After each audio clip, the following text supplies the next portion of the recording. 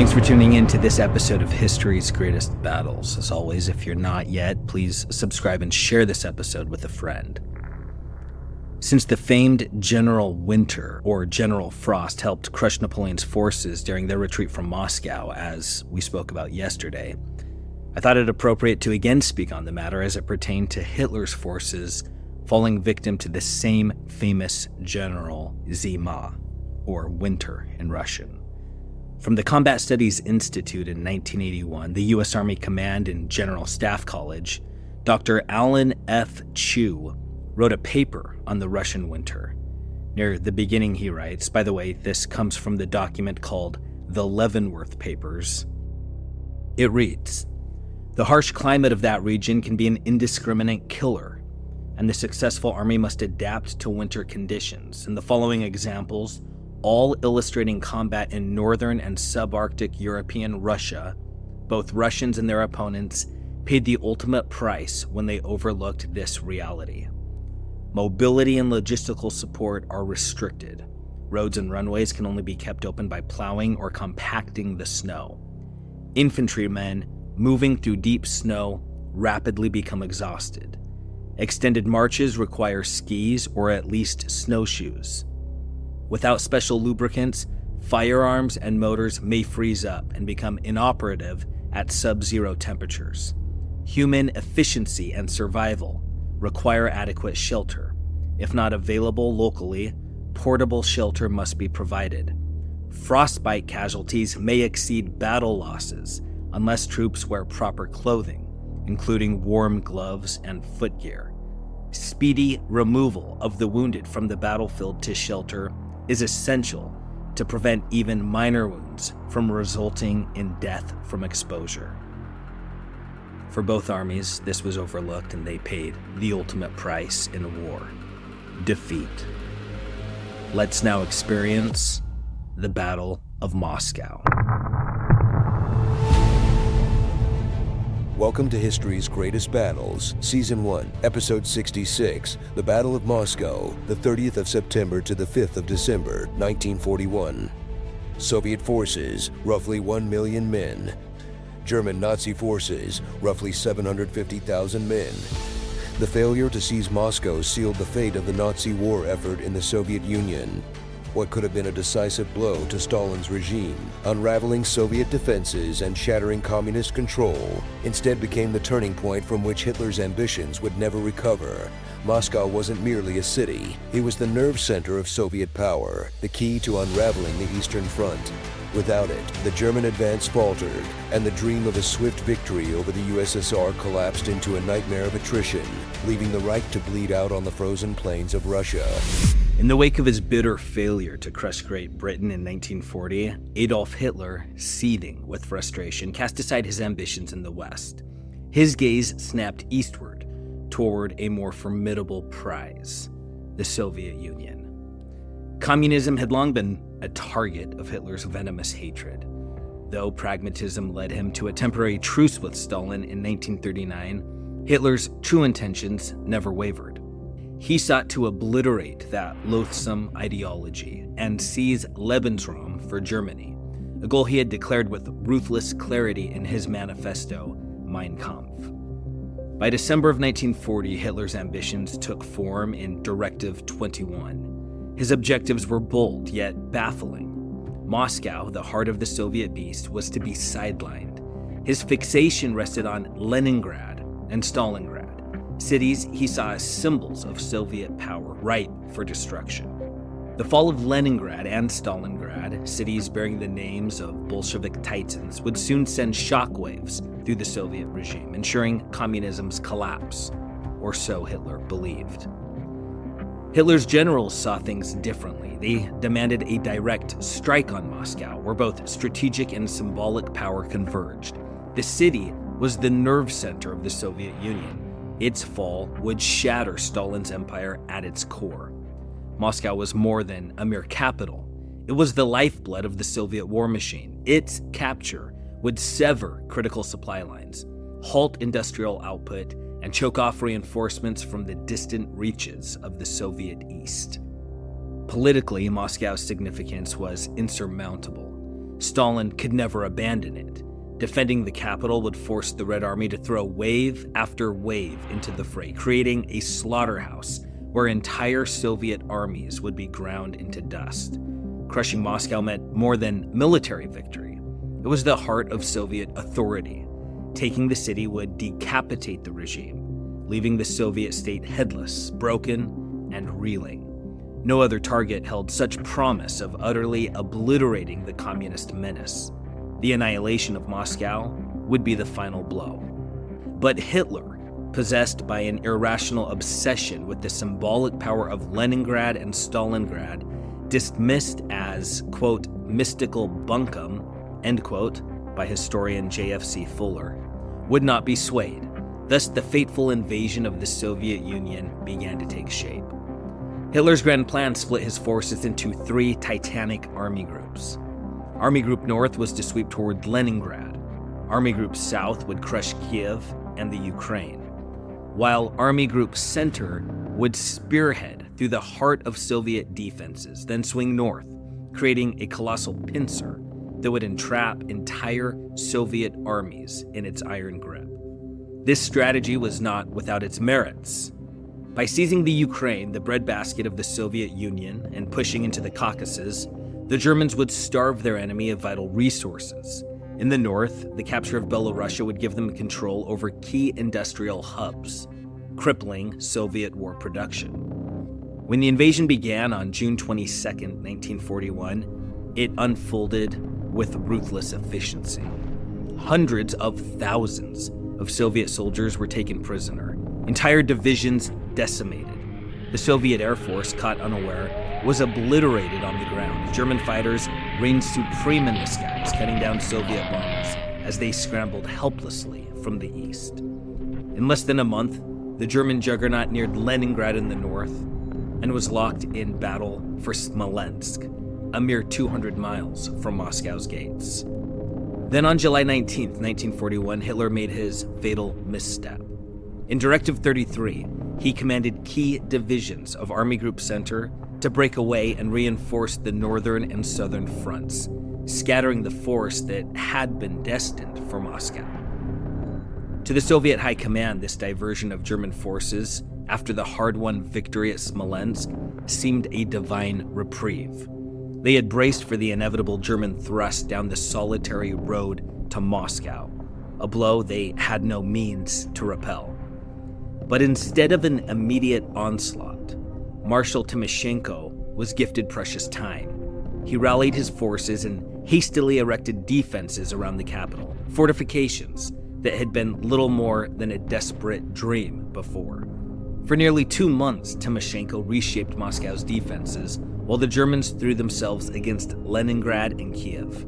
Leningrad held out against the onslaught, but Army Group South crushed Kiev in a devastating encirclement, capturing nearly 2/3 Soviet soldiers, along with 900 tanks and over 7,000 vehicles. By late September, the southern campaign was won. On the 26th, units of Army Group Center that had been siphoned off were finally recalled. Only then did Hitler shift his attention to Moscow. His generals had been imploring him for months to strike Moscow, while the Soviets staggered from their defeats. Leningrad was bogging down into a siege, and Stalingrad was a distant objective. Now, at last, Moscow seemed to beckon Hitler with the allure that had gripped his commanders all along. But Hitler's vision went beyond conquest. Moscow was not to be merely taken, it was to be erased.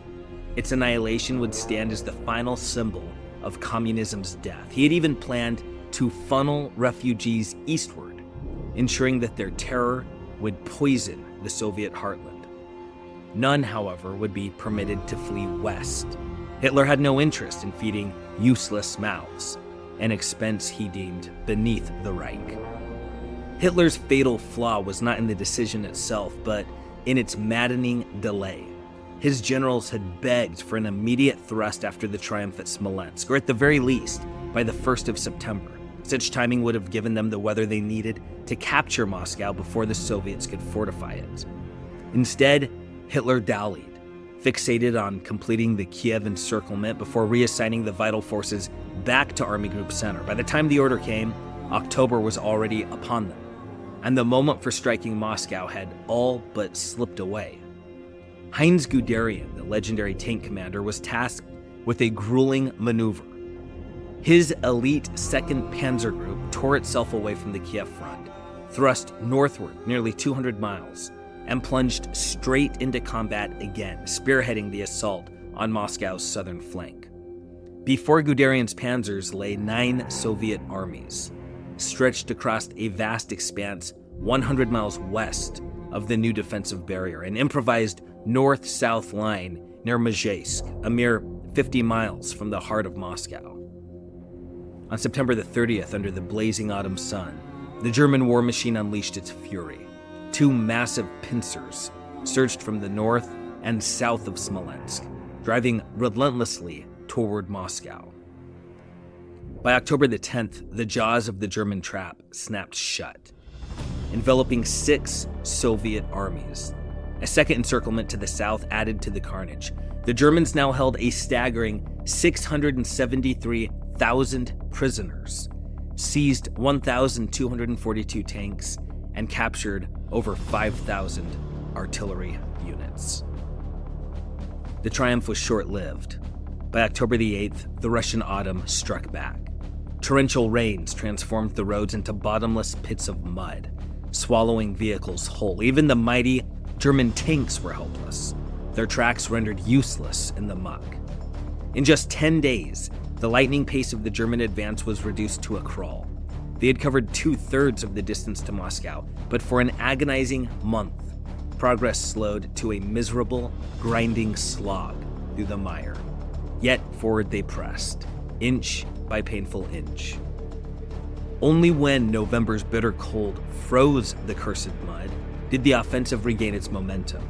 By November the 15th, the Germans had finally shattered the Mazheysk line, and Moscow was once again within reach. Yet the same icy grip that freed the roads soon turned against the invaders. By December the 5th, the cold had become an enemy more unforgiving than the Red Army. Though German forces had pushed perilously close to Moscow, they now found themselves locked in a battle with the brutal Russian winter. On that day, Hitler reluctantly ordered a slight withdrawal to defensible positions, admitting that the elements had bested his armies. The moment the German advance faltered, Stalin's forces struck back with brutal speed. From Kalinin in the northwest to Kaluga in the south, Soviet counterattacks surged forward, hammering the German flanks and threatening to unravel Hitler's ambitions. Having drawn 100,000 fresh troops and 300 tanks from the eastern reserves, Stalin reinforced Moscow's defenses. Armed with anti-tank weapons in staggering numbers, the Soviets dug in, and the city at last was saved. On December the 6th, 1941, Marshal Timoshenko, who had overseen the long and bitter retreat from Smolensk, was replaced by a man who would become a legend, Marshal Georgy Zhukov. Zhukov wasted no time. His counteroffensives battered the Germans before Moscow, marking the turning of the tide. It would be Zhukov, relentless and unyielding, who would one day lead the Soviet legions into the heart of Berlin itself. Yet it was not Zhukov alone, nor the grim endurance of the Russian soldier that broke the Nazi war machine before Moscow. 2 forces above all determined the fate of Hitler's Eastern Gambit. The first was the unyielding weather. Late spring rains had already pushed the invasion back from May to June, setting the stage for disaster. Had the campaign begun just a month earlier, Hitler's armies would have reached Moscow by September's end, before the autumn rains, before the mud, and certainly before the savage Russian winter slammed the door on German hopes. In that timeline, the Wehrmacht might have stormed Moscow streets before the autumn downpours drowned their momentum. One German officer, bitter from the defeat, confessed in his memoirs, quote, "A period of good weather, similar to that when we started, would have enabled us to put our forces in full strength at the gates of Moscow. It was the weather, not the Russians, which stopped us." End quote. Just as October's rains had paralyzed the German advance, the bone-shattering cold of November and December crushed what remained of their offensive. The German army, unprepared and ill-equipped for the ferocity of the Russian winter, could neither fight nor supply its soldiers in the frozen wasteland. The second, and perhaps more damning reason for German unpreparedness was none other than Hitler himself. After effortlessly sweeping through Poland and France and watching the Soviets flounder against the Finns in the brutal winter of 1939 through 1940, Hitler became drunk on arrogance. He could not fathom a scenario where his armies might fail to crush the Soviet Union. In his mind, the blitzkrieg that had ripped through Europe would carry his troops to Leningrad, Moscow, and Kiev, long before winter's icy claws could close in. Consequently, Hitler saw no need to waste resources on winter gear. When the bitter cold descended and the desperate need for warm clothing became apparent, what little was sent from Germany arrived in disarray, another blunder for which Hitler alone was to blame. Focusing on Moscow as the pivot of the Russian campaign does not dismiss the significance of other battles that raged across the vast Soviet landscape. The division of Hitler's forces into 3 distinct army groups meant that the fate of each front was inextricably tied to the others. The constant shifting of divisions between the northern, central, and southern fronts drained vital strength from the German war machine, determining whether it would surge forward or stagger to a halt. Had Leningrad collapsed before winter's arrival in 41, Army Group North would have locked down the Baltic Front, positioning itself to strike along the Volga and join the assault on Moscow. But the defiant city's 900-day resistance made certain that such a scenario would never come to pass. Stalingrad is, without question, the most infamous of the Soviet battles and frequently heralded as the decisive turning point. When General Friedrich von Paulus led his 6th Army into the city's ruins, the ensuing struggle became one of the fiercest, most brutal confrontations in the annals of military history, far beyond the confines of World War II. In Stalingrad, Soviet tanks rumbled straight from the factories to the front lines. The fighting raged endlessly, street by street, house by house, room by blood-soaked room, as the battle stretched on for months. It was only the arrival of battle-hardened troops from Siberia that saved Stalingrad from falling, encircling the Germans. Of the nearly 300,000 German soldiers who had marched into the city, a mere 5,000 would ever see their homeland again. Hitler's fixation on capturing the city, named for his greatest foe, Stalin, overpowered all reason. As with Moscow, a prudent tactical withdrawal could have salvaged the German campaign and perhaps secured ultimate victory. But such logic was foreign to Hitler. Hitler's iron decree, quote, "Where the German soldier once sets foot, there he remains," end quote, sealed the fate of tens of thousands, condemning his men to death in a frozen wasteland of Stalingrad. The final death blow for the Nazis in Russia came at Kursk in July 1943. It was here, in the largest tank battle ever fought, that both sides hurled around 3,000 tanks into a clash of steel and fire. No battle before or since has ever seen such a staggering concentration of armored forces. The Soviet T-34 tank, with its rugged reliability, matched or outclassed the German machines.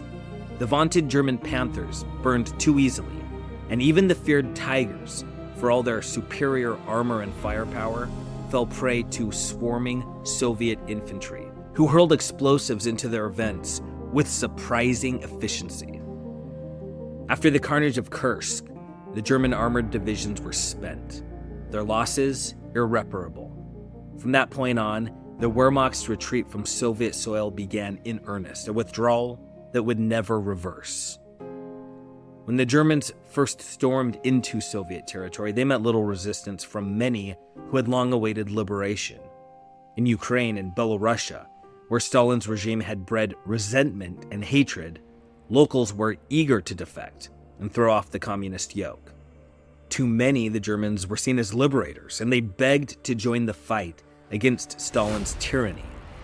But instead of harnessing this valuable resource, Hitler, in his cold arrogance, ordered them shot or sent to Germany as slaves. Hitler squandered an opportunity rare in the annals of warfare, the chance to swell his ranks with eager recruits from the very land he sought to conquer. Instead, by brutalizing the population, he forged the will of the Soviet partisans, an underground resistance that became a relentless thorn in the side of the Nazi war effort. The partisans wreaked such havoc on German supply lines that at the war's height, nearly half of the Wehrmacht's forces were tied up behind the front, forced to guard the very lifelines that kept the war machine moving forward. As the partisans choked German supply routes, the Soviet war machine was reborn. Fresh troops from Siberia and new tanks, rolling off assembly lines in the cities still under Soviet control, swelled the ranks of Stalin's forces, turning the tide against the invaders. Had Hitler driven straight for Moscow and seized it, Stalin's regime might have crumbled. Had he embraced the role of liberator and welcomed the hundreds of thousands of willing volunteers, the collapse of Stalin's government would have been all but certain. With Moscow under German control, the vital railways of European Russia would have been severed.